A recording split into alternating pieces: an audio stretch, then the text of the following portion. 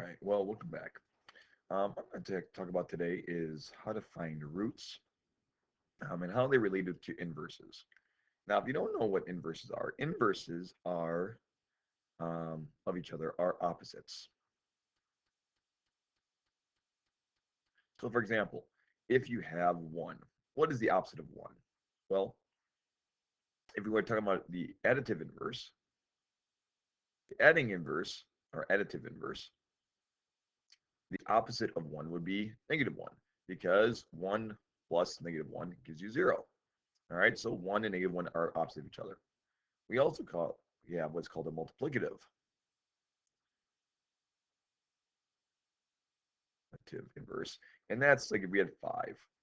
Well, when you're multiplying something, what is the opposite when you're multiplying something? Well, we refer to that as a reciprocal. 5 times 1/5 equals 1. So additive is like the opposite, all right, is it inverse. Multiplicative, reciprocal isn't inverse. Well, now we're going to talk about what's called roots, all right, roots. Well, to figure this out, we're going to talk about, first off, what are squares? So if I said 5 squared, now if you recall, 5 squared is actually 5 times 5, right? 5 squared is 5 times 5, which is 25. We also know that if I have negative 5, that quantity squared, that's going to be negative 5 times negative 5, which also equals 25, right? All right. Well, if we go a little bit farther, let's try cubes, all right? Let's say I had 3 cubed. Well, 3 cubed is going to be 3 times 3 times 3, which actually equals 3 times 3 is 9, 9 times 3 is 27. Now, if I go over here to do negative 3 cubed, well, what we have is negative 3 times negative 3 times negative 3, which actually equals negative 27. Now, of all these different ways, this leads us to how do you take a square and do the inverse? For example, if I asked you, all right, I had x squared, and I want to find out what is 25. Well, this is where we're going to use what is known as a root because we're going to use the inverse operation of a square. What is the inverse operation? Well, the inverse operation is what we refer to as a square root. So if I want to solve for x, if it's x squared, that equals 25, then the inverse operation would be x equals the square root of 25. Now, if you look at this, the square root of 25, you have to be a little bit careful because the square root of 25, what that does is it breaks down what we refer to as a perfect square. Because a square root is the inverse operation of a square. So essentially, what that's going to turn into is to 5. Now, you have to be a little bit careful because what does x, what can that be? Well, notice over here, I had positive 5 squared is 25. Negative 5 squared is 25. So what is it? Is it positive or negative 5? That is for x. Well, the reality is that yes. That's why whenever you take the inverse operation or the root of an even number, all right, or an even index right here, we're going to have, yes, it could be positive or negative 5. That will give us 25.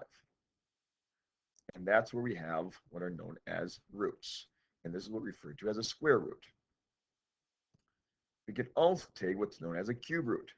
So if you had x cubed equals 27, well, to solve for this, we would take x equals the cube root of 27. This right here is known as the index.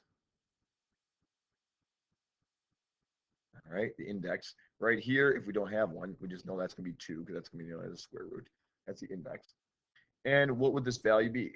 Well, if we take this, once again, cube root breaks down perfect cubes. So what times itself 3 times will give you 27? We know that value is 3. Now, why don't we bring a plus or minus with the cube? Well, because 3 cubed is 27. If I had this, and I said, what is that equals to negative 27?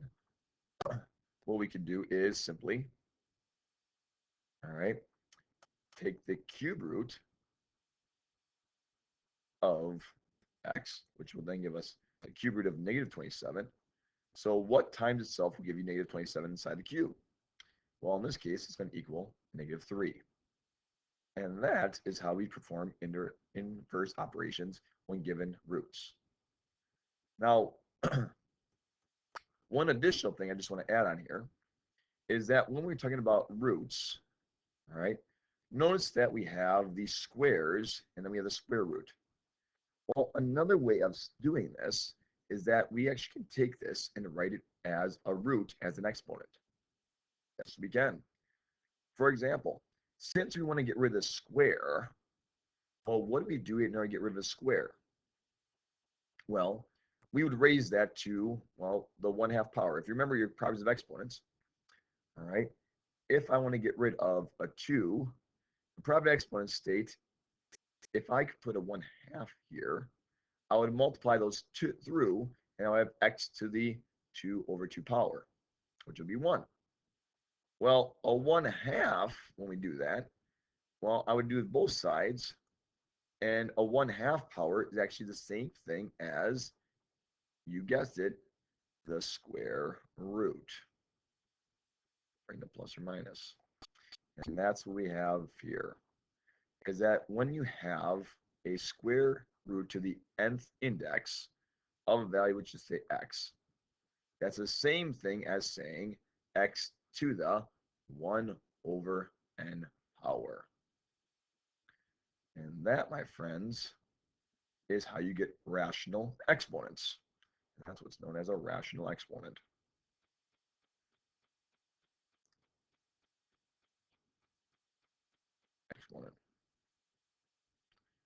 So, rational exponents, all right, are actually roots. What are roots?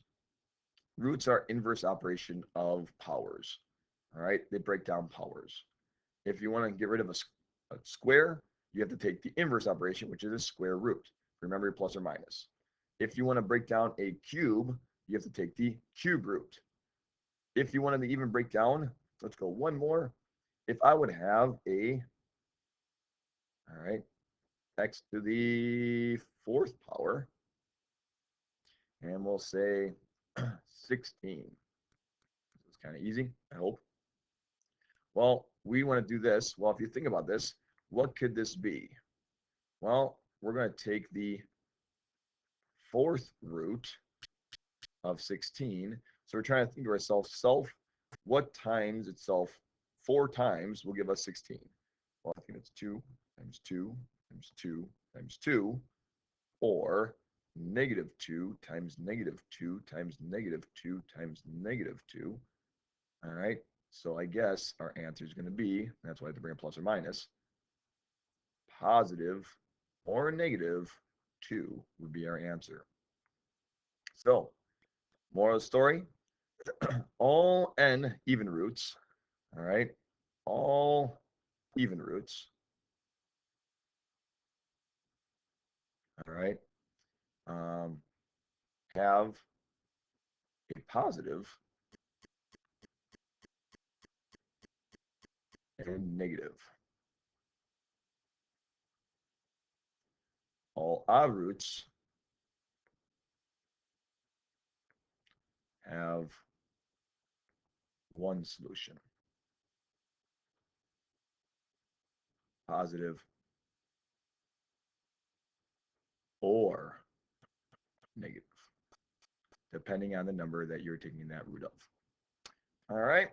Well, I hope this helps you out in understanding how to do roots. We're going to go through more of the rational number solutions in a little bit in the next tutorial, but this one is just to kind of get us started on understanding where do roots come from, how are they made, how are the inverse operations, and how they work.